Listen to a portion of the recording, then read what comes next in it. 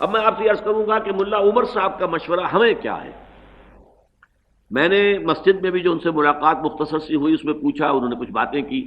انہوں نے کہا کہ اپنے اپنے ملکوں میں اقامت دین کی جد و جہد بھرپور طریقے پر آپ شروع رکھیں اور جاری رکھیں. ظاہر بات ہے ہر ملک، یہ ملک جو ہے موجود ہیں، یہ بالکل ایسے ہی ہے جیسے علامہ اقبال جو ہے امت مسلمہ کے سب سے بڑی ہدی خاں اور وحدت امت کے سب سے بڑے علمبردار، ایک ہو مسلم حرم کی پاسبانی کے لیے نیل کے ساحل سے لے کر تا بخاک کاشغر. اس لیے ان کا یہ مشورہ جو ہے اپنی جگہ بہت صائب ہے کہ اپنے اپنے ملکوں میں پوری قوت کے ساتھ، پوری خلوص اور اخلاص کے ساتھ اقامت دین کی جد و جہد کو جاری رکھیں.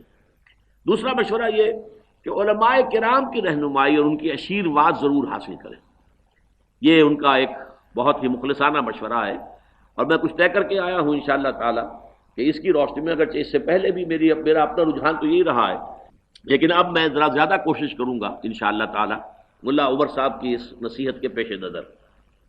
تیسری بات انہوں نے بتائی ہے جس سے مجھے اندازہ ہوا کہ انہیں ملک کی حالات پاکستان کے جو ہیں ان سے بھی خوب واقفیت ہے.